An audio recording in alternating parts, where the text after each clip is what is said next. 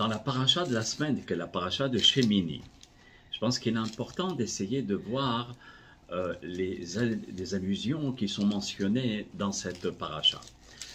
Donc là, on parle, Bayom Hashemini, donc le 8e jour de quoi? De l'inauguration du Mishkan, du sanctuaire qui était dans le désert. Alors, Akadosh Baruch Hu, il parle à Aaron. Et il lui dit, voilà, tu vas m'offrir un sacrifice pour la circonstance. Et tu diras au Bnei Israël aussi de m'offrir un sacrifice. Alors maintenant, on voit dans le sacrifice qui a été ordonné pour Aaron à Cohen, en l'occurrence pour l'inauguration du Mishkan, est différent de ceux des Bnei Israël en quantité. Ça veut dire, pour Aaron, tu prends un veau adulte pour faire l'expiation du veau d'or et aussi un bélier pour l'Holocauste. Maintenant, tu t'adresses au Bnei Israël et regardez la liste. Alors, c'est dans le verset toujours 9, dans le chapitre 9, et là-bas, il dit, vous prendrez un bouc expiatoire par rapport à la faute du veau d'or, et aussi par rapport à la faute de Yosef Hatzadik. On ne voit pas le rapport, mais on va le trouver. Et après, un veau, et un agneau, et un taureau, et un bélier. Par personne? Alors, ça veut dire pour tout le Ham Israël. Alors, on se pose la question, mais pourquoi Aaron a un certain nombre très limité, et pour les Bnei Israël, beaucoup de sacrifices? Alors vous allez me dire, mais c'est par rapport au nombre. Alors il faut savoir que pour les sacrifices, c'est jamais par rapport au nombre. C'est par rapport à la faute qui a été transgressée, tu apportes plusieurs ou pas beaucoup de sacrifices. Mais par contre là, les Bnei Israël, on dirait qu'ils avaient plus de fautes que Aaron à Cohen par rapport à la faute du veau d'or, et pourtant ils étaient tous là-bas. Il y a un grand Hacham qui a écrit un livre qui s'appelle Ma'ayana Shel Torah. Ma'ayan Shel Torah, quand j'avais 14-15 ans, je me servais de ce livre. Il rapporte vraiment des chidushim de la paracha très éloquents. Une petite question, une petite réponse en 3 lignes, hein, mais il a tout dit. C'est sa spécificité. Et il dit comme ça, l'une des raisons que les frères de Yosef voulaient tuer leur frère, parce qu'on dit c'est par rapport à la faute de la vente de Yosef. Et donc c'est une faute qui marquait. Là c'était l'opportunité au moment de l'inauguration du sanctuaire, où c'est l'endroit pour faire pardonner toutes les fautes. Alors c'était l'occasion de faire pardonner les fautes du Ham Israël, celles de Yosef. Alors, pourquoi, une des raisons que le Ma'ayan Shel Torah rapporte, pourquoi les Bnei Israël, c'est-à-dire les frères, voulaient tuer Yosef, à l'exception de Binyamin, parce qu'il n'était pas là, parce que un des descendants de Yosef va être un très très grand impie. Qui était cet homme, le descendant de Yosef? Yerovam ben Nevat. Yerovam ben Nevat a fait fauter le peuple. Grave qu'Hachem lui pardonne et nous pardonne avec lui, parce que vraiment, étant donné que c'était le descendant de Yosef Hatzadik, et qu'il va avoir Yerovam ben Nevat parce qu'il va faire l'idolâtrie, à ce moment-là, il faut le descendre, Yosef. Comme ça, il ne met pas cet homme-là qui va qui va propager la faute dans le peuple. Mais une fois que le peuple d'Israël avait fait la faute du veau d'or, eux-mêmes, ils avaient fait la faute. Et ils avaient en eux cette envie de faire l'idolâtrie. Il n'y avait plus de raison maintenant à tuer Yosef, parce qu'ils ont fait autant que Yerovam ben Nevat. Alors donc, c'est pour cela que ils trouvaient, si tu veux, un alibi pour justifier leur comportement. Parce qu'il va avoir un descendant méchant, Racha. Mais maintenant, ce descendant-là, vous êtes exactement au même niveau. Donc il n'y a plus besoin de tuer Yosef. Donc la faute, elle reste. Vous avez une faute sur les épaules. Alors c'est pour cela qu'on va vous donner plusieurs sacrifices. Un pour le veau d'or et l'autre aussi pour vouloir tuer votre frère. Ça, c'est le Ma'ayana Shel Torah. Il y a un autre Hacham qui donne une autre réponse aussi éloquente, mais qui est différente. Et c'est le Mesher Chochma, c'est un grand kabbaliste, le Mesher Chochma. Mais ce n'est pas une question, ce n'est pas une réponse kabbalistique. Il dit, comment dans la Torah on voit l'attitude de Yosef à l'égard de ses frères? Quand il faisait une erreur, chez qui il allait? Il allait voir son père. Papa, Il était jeune. tu sais, c'est pas bien ce qu'ils font mes frères. Ils mangent de la viande tréfa. Quoi? Ils mangent de la viande tréfa. Comme on avait expliqué plusieurs fois, c'était pas de la viande tréfa. Il faisait un bœuf avec le bâton, avec la Kabbalah, et hop là, il y avait un bœuf. Mais il n'y a pas besoin de shahita, de tuer ce bœuf-là selon le rite, le rituel, parce que c'est pas un vrai bœuf. Mais Yosef n'était pas en âge pour faire ces choses-là et les comprendre. On ne pouvait pas lui dévoiler. Mais d'autres fautes aussi. Et au lieu de partir chez ses frères, il partait chez son père. Et ça excitait et ça énervait les frères de Yosef. À tel point qu'ils ont voulu l'éliminer. Pourquoi Yosef ne vient pas chez nous? On s'explique avec lui, on lui explique pourquoi et que véritablement, il n'y a pas de faute. Ne fais pas comme ça en nous donnant, en salissant notre réputation et en donnant un tableau catastrophique sur nous à notre père. Regarde comment après il va nous regarder. Donc il reproche à Yosef de ne pas s'expliquer avec eux. Donc ils se sont dit, stop, on va t'éliminer, comme ça au moins on est tranquille. Parce que toi, qu'est-ce que tu veux faire, Yosef? Tu veux nous exclure du Ham Israël? Non, ouais. Ça, c'est négatif. Tu vas pas nous exclure, mais nous, on va t'exclure. Parce que nous, on veut faire partie de l'histoire et on veut faire partie du peuple d'Israël. Alors, c'est pour cela, ça s'appelle un pikuach nefesh. Ça veut dire, tu es en danger. Quand tu es en danger et que quelqu'un il te poursuit, chas shalom, pour te tuer, tu as le devoir de tout faire pour le descendre, pour l'éliminer. Alors, pareil, les Bnei Israël, les Shvatim, étaient en danger par rapport à Yosef, de se faire éliminer de l'histoire du Ham Israël. Ils ont dit non, non, non. On est en danger, on va se défendre. Donc ils reprochent à Yosef par le fait que tu n'es pas parti nous le dire, on n'aime pas ça. Donc on va t'éliminer. Ça c'était leur alibi. Mais cet alibi, il va tomber. Pourquoi?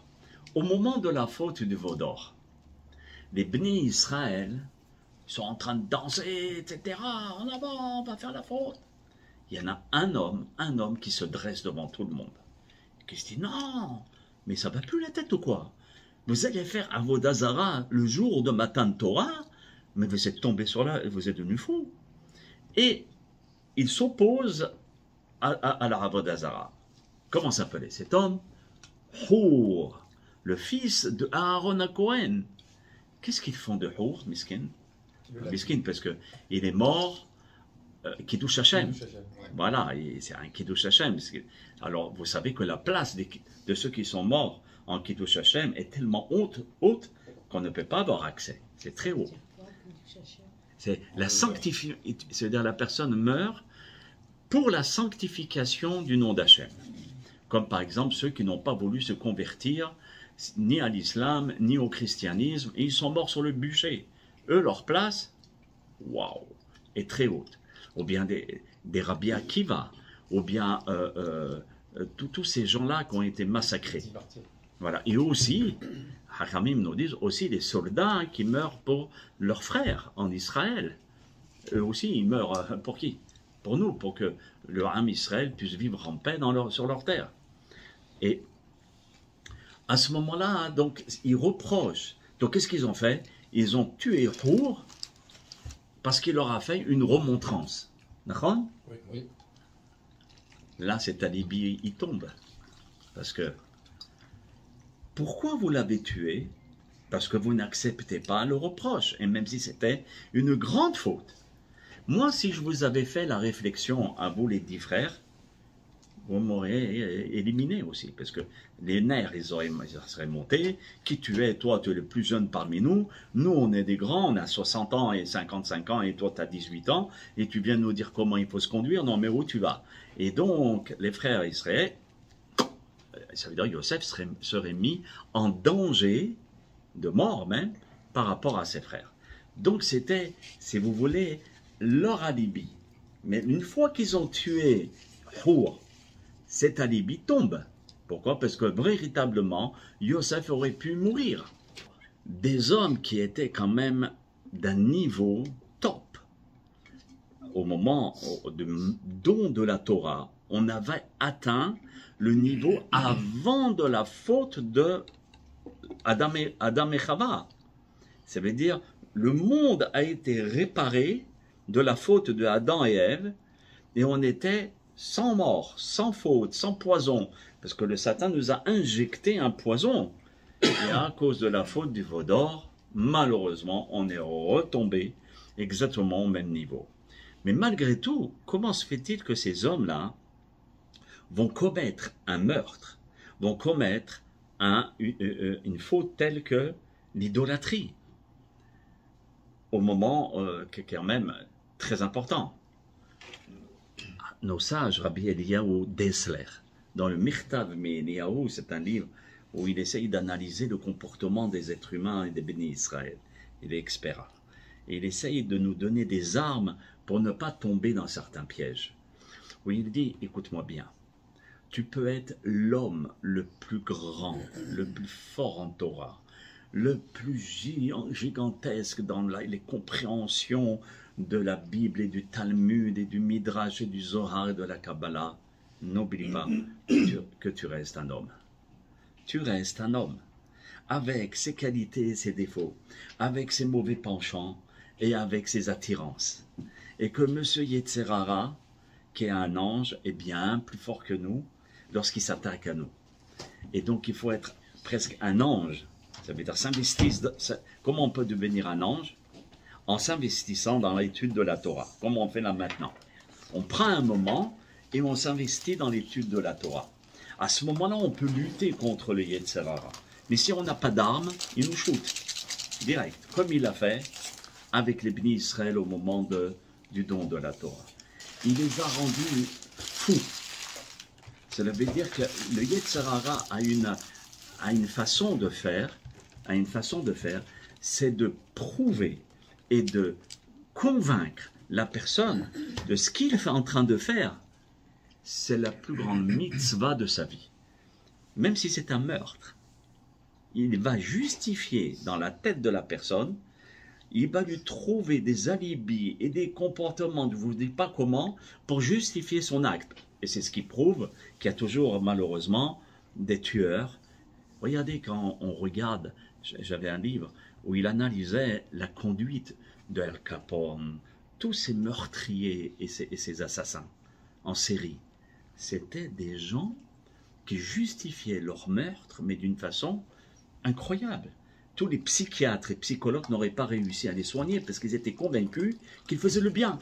Ils nettoyaient la planète, quoi. Mais c'est incroyable, ça veut dire qu'il est capable de te faire justifier ton acte. Et que tu fais une mitzvah en descendant telle personne, ou en volant, ou en faisant ce que tu es en train de faire.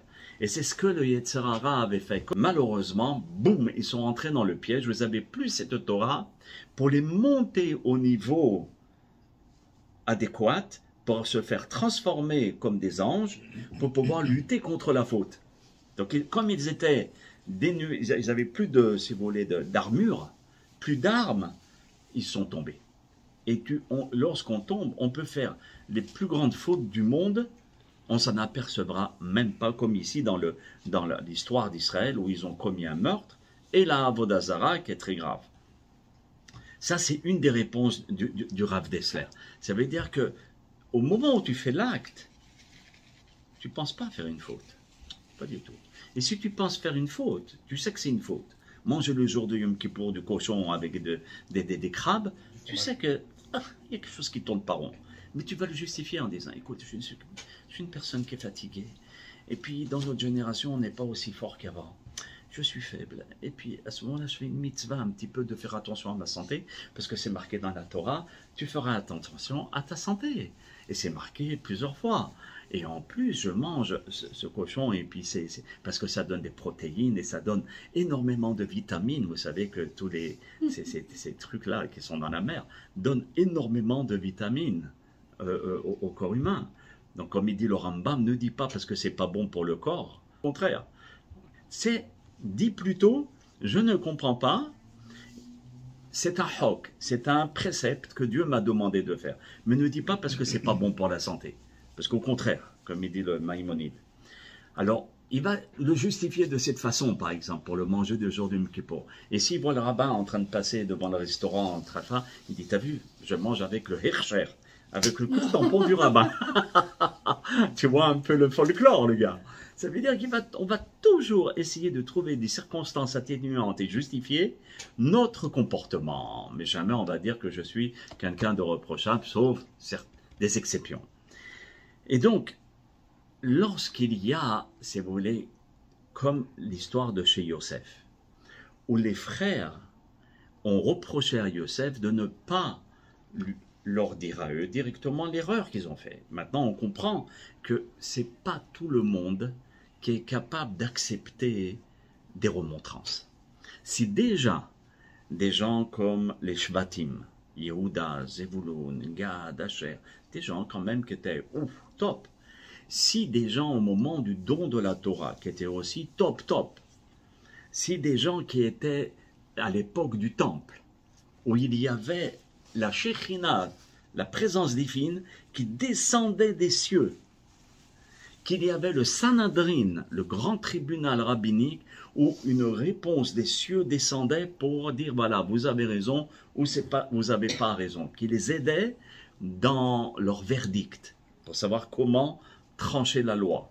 S'il y avait des prophètes, et que ces prophètes-là, la génération, il y a eu les prophètes, le Beth Amikdash, les Sanhedrin, tout ça, eh ben, c'était des catastrophes, parce qu'ils ont même tué des prophètes. Ils ont massacré le Sanhedrin. Ça veut dire que ce n'est pas parce qu'ils avaient tout ça qu'automatiquement, ils étaient plus des êtres humains. Et si un être humain ne travaille pas ses midot, ses traits de caractère, il devient pire qu'un animal. L'animal a beaucoup à nous apprendre par rapport à l'être humain qui risque de faire des abominations. Si déjà dans ces époques-là, on n'était pas capable d'accepter ce que les prophètes disaient, regardez quand même, Yirmiyahu, Jérémie, a été tué le jour de Shabbat, Yom Kippour, dans le temple. C'est une catastrophe. Mais ils ont justifié aussi leur acte en disant on élimine les fous. Parce qu'un prophète, il a une apparence un peu bizarre. Il va te dire des choses où tu te dis mais oh, d'où il sort tout ça celui-là? Surtout on est bien, on se comporte convenablement.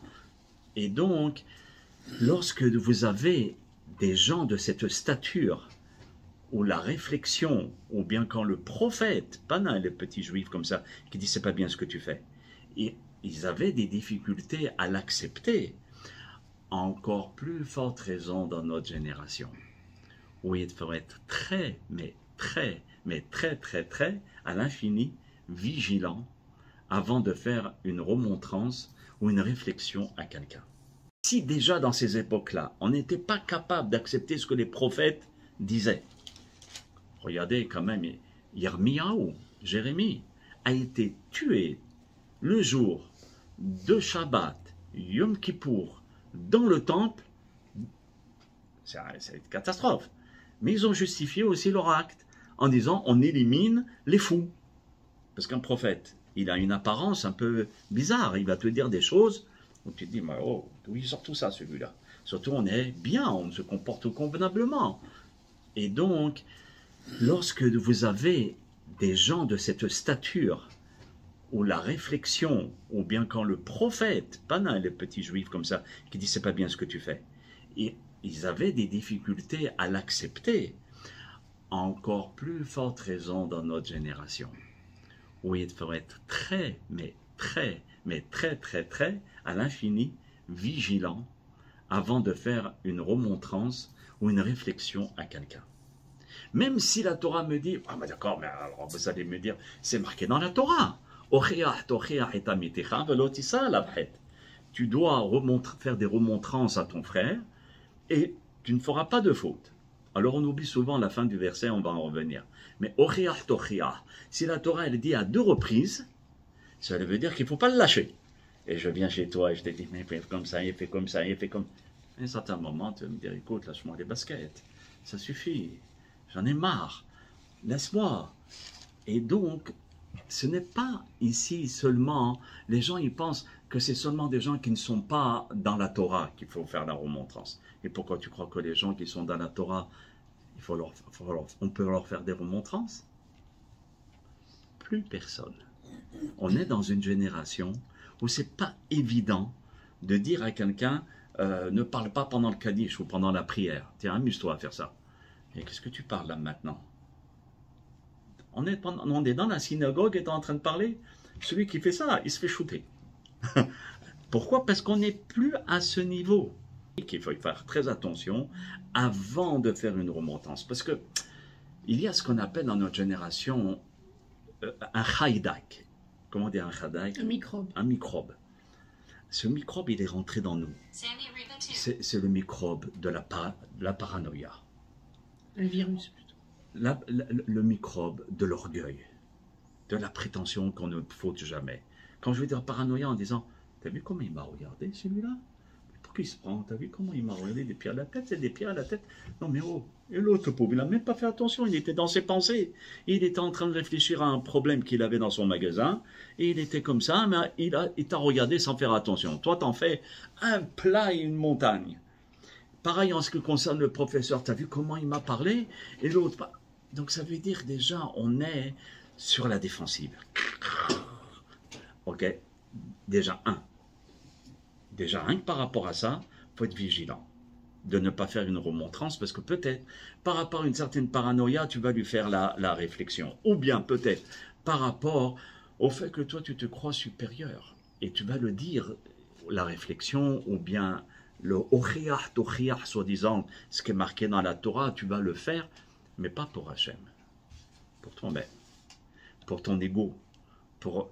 Ah, regarde, je ne suis pas n'importe qui, moi. Je connais mieux que toi. Et je connais mieux que n'importe qui ici, parce que regarde, c'est faux ce que tu fais, je te sors même le livre, et je te montre la référence. Lorsqu'on va faire une remontrance à une personne, il faut savoir dans quel objectif, à l'intérieur de mon être, je suis en train de parler à l'autre. Et nos sages nous disent qu'il faut être très très vigilant, parce que la fin du verset qui me dit de mettre les gens sur le bon chemin, l'otissa al-abhet, ne fait pas une faute. Quelle faute? La faute de l'orgueil. Je vais te faire une réflexion parce que je vais te prouver que moi je connais mieux que toi.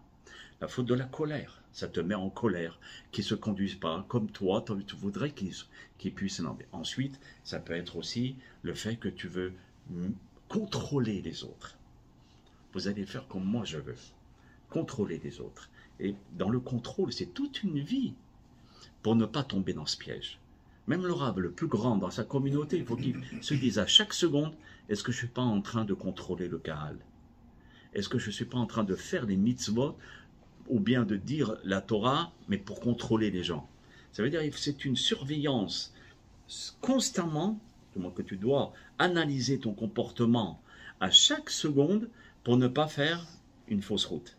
Et c'est un iota, hein, c'est un iota la fausse route. Aussi par rapport à apaiser ma colère ou bien mon orgueil, tout ce que je viens de dire. Et vous savez qu'on est dans une génération où la Gemara Sanhedrin Kuf Yud, elle dit Chutzpah isge, que la chutzpah, ça veut dire l'effronterie, elle va être au top dans la génération avant la venue du Mashiach. Alors tu vas faire une réflexion avec quelqu'un, non seulement que celui qui va faire la réflexion, il va le dire avec chutzpah, avec effronterie, comment toi, tu es le fils de Baba Saleh ou le petit-fils de la descendance de ça, et tu fais ça?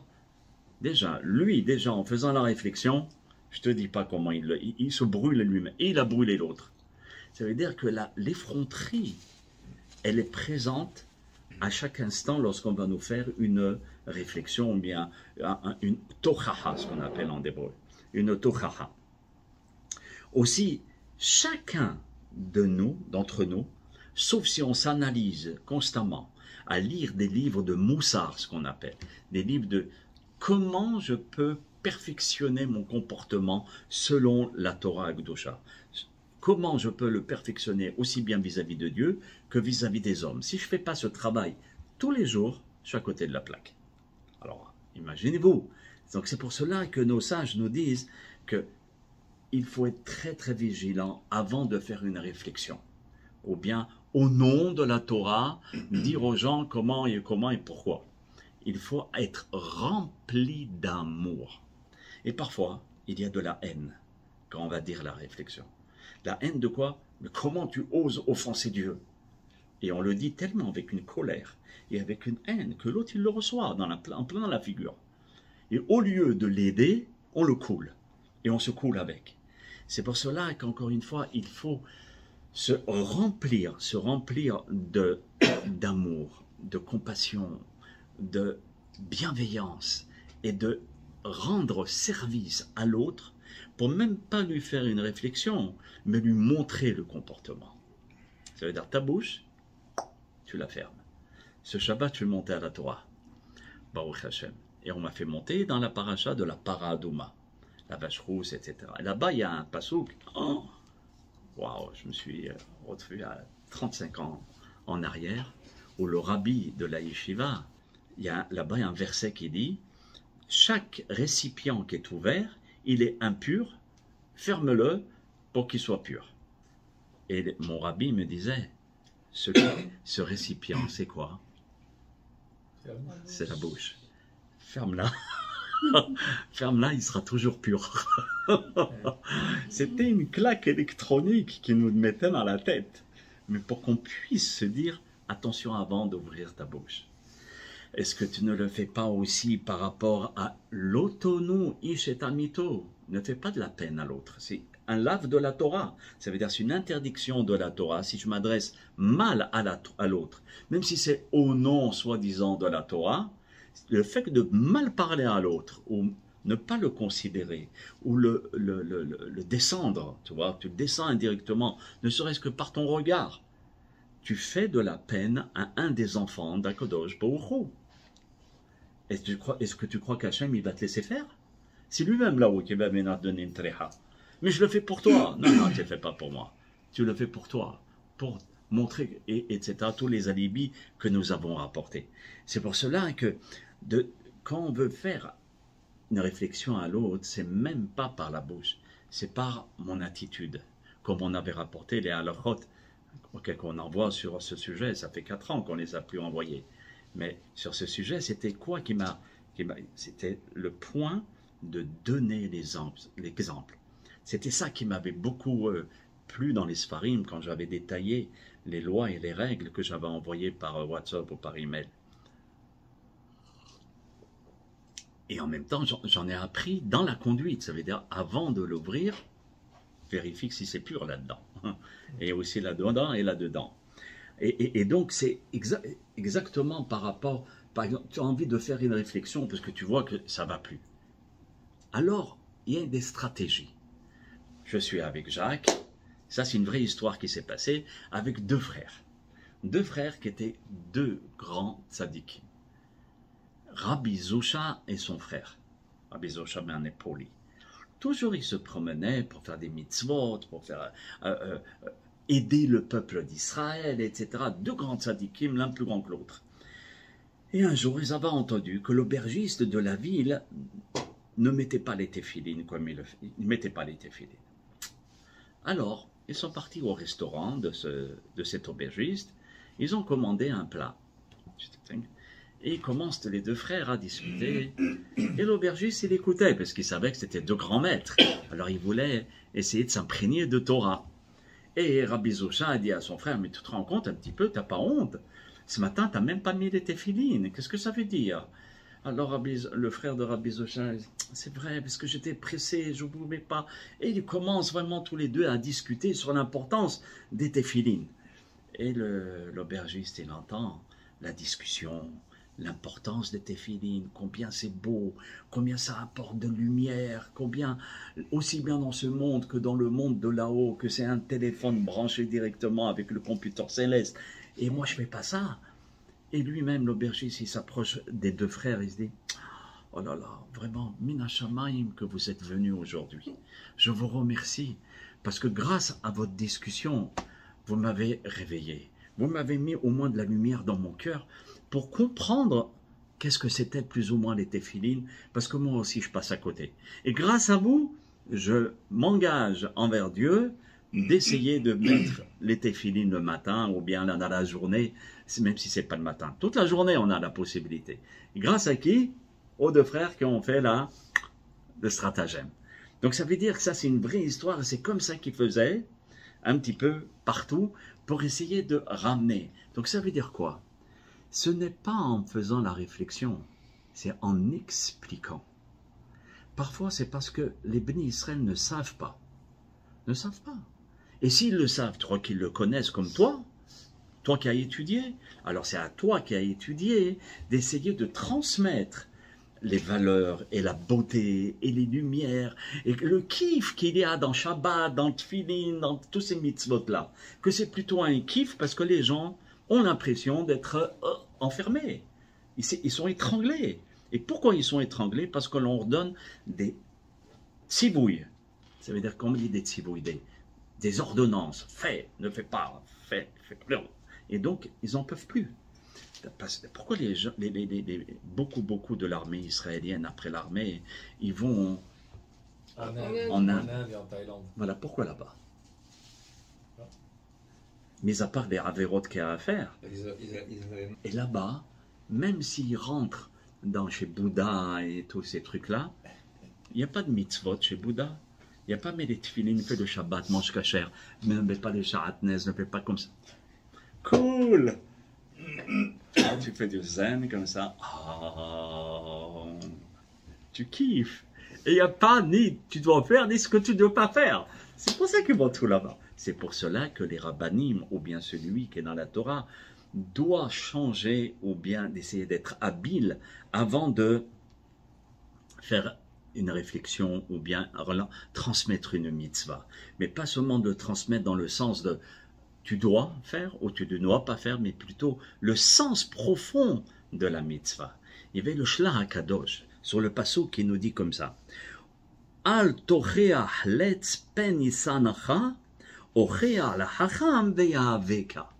Ça c'est dans Mishlé, d'accord, au Perek Tet, au chapitre 9 et au verset 8. C'est facile à retenir, 9, 8. Et 9 c'est Tov, le Tet. C'est comme ça qu'on peut retenir. Donc, Mishlé, qui c'est qui a écrit Mishlé? Shlomo HaMelech, l'homme le plus sage. Il dit, ne fais pas de réflexion au saut. Penisanacha, de peur qu'il te haïsse. Mais à qui tu vas faire la réflexion? Fais la réflexion au sage. Et lui, il va t'aimer. Le Shlach HaKadosh, il dit, fais attention avant d'interpréter ce verset. Quand toi, tu fais la réflexion, ne sois pas un sot en train de faire des réflexions aux gens d'une manière sauvage. Et comme on a dit, saute, etc., avec orgueil, et tu casses toute la baraque. Ne sois pas un sot, mais sois un sage. Tu peux être sûr que si tu es sage, quand tu vas transmettre l'information, celui qui est en face de toi, il va t'embrasser. Parce que tu vas le dire avec tellement de douceur et de sagesse et d'intelligence, sans lui faire de remarques et de reproches, ou bien lui faire comprendre qu'il est complètement au bas des pâquerettes ou en bas de l'échelle, qu'il va dire, mais il est super ce gars. Il me dit qu'il faut que j'essaye de faire Shabbat, mais il le dit tellement avec le cœur que je vais essayer de le faire. Avec le cœur, ça me fait penser à une très très très belle histoire. Waouh! Comment il s'appelait ce rave-là? Ah, Rabbi Eliyahu Lopian. Rabbi Eliyahu Lopian, il est nifta en 1973. Il était en Eretz Israël, à Kfar Hasidim. Avant, il était en Europe. Il est venu en Eretz Israël, très jeune. Et là-bas, il a fait une très grande... C'était le Rosh Hashiva de Kfar Hasidim. Et lui, il se trouvait à Yerushalayim, une fois, et il marchait avec un élève. Et il continue à marcher, et il voit les choses. Et c'était le jour du Shabbat. Et il voit des voitures de tous les côtés. Il avait des tournis. Il s'est dit, mais qu'est-ce que c'est? Les pauvres enfants d'Israël, ils ne comprennent pas l'importance du Shabbat, les pauvres. Il faut essayer de leur expliquer. Pourquoi vous ne leur expliquez pas? Ils ne fautent pas parce qu'ils ont envie de fauter, c'est parce qu'ils ignorent. Essayez. Et vraiment, il était d'une grande peine. À tel point qu'il y avait des larmes qui coulaient sur ses joues. Et il y avait tellement de voitures qu'à un certain moment, Rabbi Eliyahu Lopian, Zachor Tzadik, Lodosh les Bracha, il craque. Il dit, j'en peux plus. Je vais retourner à la maison, j'en peux plus. Alors l'élève lui dit, mais non, Rabbi, ça y est, on est presque arrivé, il nous manque même pas 10 minutes, ça fait 45 minutes qu'on est en train de marcher. Il dit, mais j'en peux plus, c'est trop dur. Et non seulement c'était dur, mais à ce moment-là, qu'est-ce qui se passe? Il y a un taxi qui s'arrête juste à côté du Rabbi. Et le taxi, il dit, hello, dis-moi la rue, où elle se trouve? Alors là, Rabbi Eliyahu lui parle, il dit, comment te donner la direction et d'être associé avec toi dans la profanation de Shabbat. Mais de l'autre côté, comment je ne peux pas t'aider, comment ne pas aider un frère lorsque tu es mon frère? Et il commence à pleurer de peine, de douleur et de pitié en quelque sorte par rapport à ce juif qui ne comprenait pas la faute qu'il faisait. Le chauffeur de taxi, il le regarde, il se dit, waouh, mais qu'est-ce que j'ai fait? Attends, mais Rabbi, vous êtes en train de me pleurer. Il arrête le taxi, il avait des clients derrière. Il arrête, il sort du taxi, il dit, Rabbi, comment j'ai pu faire pleurer un homme aussi sage, aussi beau comme un ange, comme vous, je vous fais pleurer aujourd'hui, du jour du Shabbat. Il dit, mais oui, mais regardez avec la voiture, mon cœur il va exploser, il va éclater, comment tu peux faire? Alors il dit, je vous promets, Rabbi, ma mère, elle dit la même chose que vous. Elle me dit, mon fils, pourquoi tu prends la voiture le Shabbat? Mais jamais elle a pleuré. Vous, les larmes que vous c'est pas possible. Vous avez remué mon cœur. Vous avez remué mes tripes. C'est ce qu'il faut essayer de faire. Au moment où tu donnes l'envie de faire la Torah aux autres, il faut remuer leur cœur. Et c'est toute une chorma. Il faut demander l'aide à Hachem. Lorsque on se trouve dans des synagogues ou dans des endroits où on voit le folklore parfois, comment faire pour le dire? Et plusieurs fois, eh ben, tu te la fais. Parce que peut-être et sûrement, tu ne seras pas à la hauteur pour le faire. Et donc ça veut dire que lorsqu'on a rapporté le fait de faire une tohaha, je l'ai mis à l'envers, pour faire une tohaha à quelqu'un, comme ils ont reproché à Yosef de ne pas directement faire la reproche à ses frères. Imaginez-vous un instant que Yosef il vient chez ses grands frères lorsqu'il avait 18 ans ou 17 ans et qui s'adresse à des gens hachamim et de 55 ans, 60 ans. Il doit dire, regarde, qu'est-ce que tu manges pas cachère? C'est assourd de faire ce que tu es en train de faire. Alors comme on a dit tout à l'heure, parce que les frères de Yosef faisaient de la Kabbalah, leur père leur avait enseigné la Kabbalah. Et Yosef était trop jeune pour apprendre la Kabbalah, parce qu'on peut l'apprendre qu'à partir de 30 ans, la Kabbalah. Donc, eux, qu'est-ce qu'ils faisaient? Ils prenaient leur bâton, ils faisaient un cercle par terre, ils faisaient un des noms de Dieu, ils disaient un des noms de Dieu, et ils pensaient des choses dans leur tête des noms de Dieu, et boum, dans ce dessin-là, ils faisaient un dessin d'un bœuf, ou bien d'un mouton, et le mouton, zoom, il montait de la terre, et il y avait un vrai mouton devant toi. C'est de force, hein? Incroyable, hein? C'est pratique. Ce mouton-là, la Gemara Holin, elle nous dit, pas besoin de l'abattre avec le couteau comme la shrita, pas besoin, parce que c'est pas un vrai animal. Ce n'est pas un vrai animal qui est venu au monde avec un père et une mère, etc. Donc comme il n'est pas venu comme le Derech HaOlam, d'une façon normale, tu n'as pas besoin de faire la shrita. Et donc il prenait l'animal, il lui donnait un coup de marteau sur la tête, je ne sais pas quoi, et il le mangeait. Quand Yosef il voyait ça, il dit, c'est beau, mes frères, ils mangent très fin, ils mangent de la viande qui n'est pas cachère, ils la battent même pas comme il le faut, donc il allait chez son père. Imaginez-vous un instant qu'ils viennent vers eux. Il leur dit, comment vous êtes les enfants de Yaakov et vous mangez pas cachère? Je vous ai vu de mes propres yeux. Alors pareil, même si tu vois de tes propres yeux, la Gemara Baba Metzia, il dit, même si tu vois, de toute façon c'est pas simple ça, hein? Si tu vois une personne sortir d'une chambre ou d'un appartement avec un couteau dans la main rempli de sang, et que tu rentres dans la maison et tu vois une personne poignardée, surtout, mais surtout ne dis pas que c'est lui qui l'a tué. Hein? Parce qu'il se peut que lui, il a pris le couteau pour le montrer à quelqu'un, ou bien je ne sais pas trop quoi, mais peut-être c'est pas l'auteur du crime. Et c'est pour cela que nos sages nous disent, même si tu as vu, peut-être le Yetzer Hara te fait voir ce qu'il ne faut pas voir. Pour revenir tout au début du cours, c'est ce qui explique pourquoi Akadosh Baruch Hu avait dit d'apporter plus de sacrifices du côté des Bnei Israël, pas parce qu'ils étaient plus nombreux, mais parce qu'il reprochait à Yosef de ne pas leur dire, mais que Yosef avait un alibi de taille et de poids. Parce que si on va te dire que tu n'es pas dans le bon chemin, tu risques de m'éliminer. Donc cet alibi ne tient plus. Parce que quand Hour, il a dit, c'est pas bien ce que vous faites, hop là, il s'est fait éliminer. Et aussi par rapport à la faute de la Avodah Zara, parce que Yosef était le descendant, va avoir une descendance d'un homme impie qui s'appellera Yerovam ben Nevat. Yerovam ben Nevat était un roi impie, où il a fait l'idolâtrie dans tout le pays d'Israël. Et il interdisait aux Juifs d'être dans la Torah. Et il disait, si vous ne faites pas l'idolâtrie, je vous égouille. Regarde un petit peu. Et lui, de qui il est descendant? De Yosef Hatzadik. Donc les frères, quand ils ont vu dans la prophétie, quoi, notre frère va mettre un gars pareil dans l'histoire? Non, non, non, non, on va l'éliminer.